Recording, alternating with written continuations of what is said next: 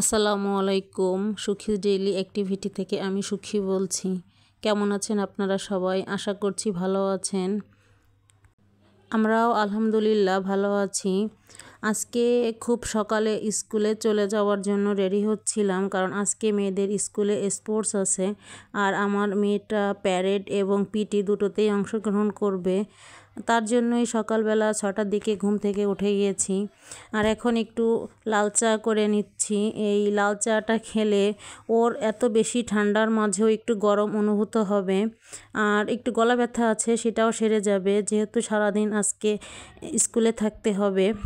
তাই ওকে সকালেই একটু চা দিয়ে নিলাম। তো মেয়েটা প্রথমেই পিটিতে অংশগ্রহণ করলো। ও প্যারেড এবং পিটি দুটোতেই অংশগ্রহণ করবে, তাই আমিও আর ভিডিও না করে পারলাম না। সব অভিভাবকরা তাদের ছেলে মেয়েদের প্যারেড পিটি এগুলোতে অংশগ্রহণ করতে দেয় না, কিন্তু আমার মনে হয় একাডেমিক শিক্ষার পাশাপাশি সব ধরনের কর্মকাণ্ডে অংশগ্রহণ করা উচিত।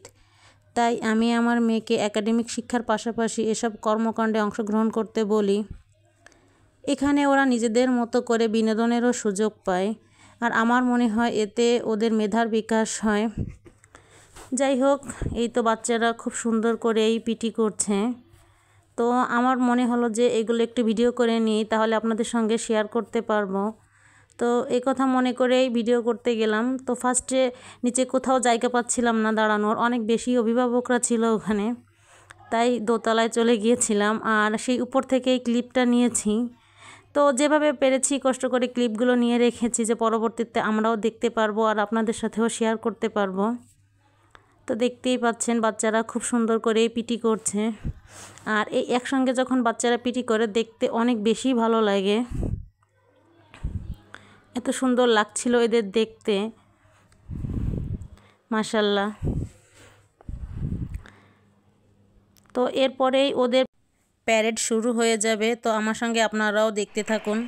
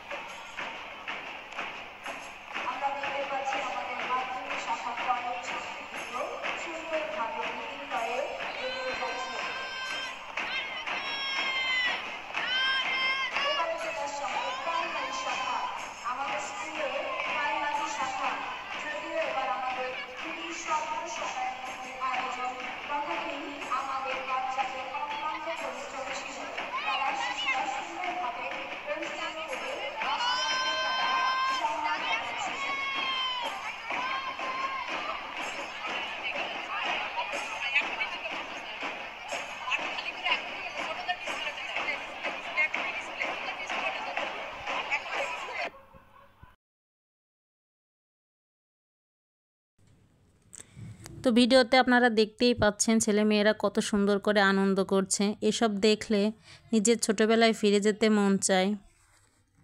আমরা আমাদের পাওয়া না পাওয়া সব কিছুই আমাদের সন্তানের মধ্য দিয়েও পূরণ করতে পারি।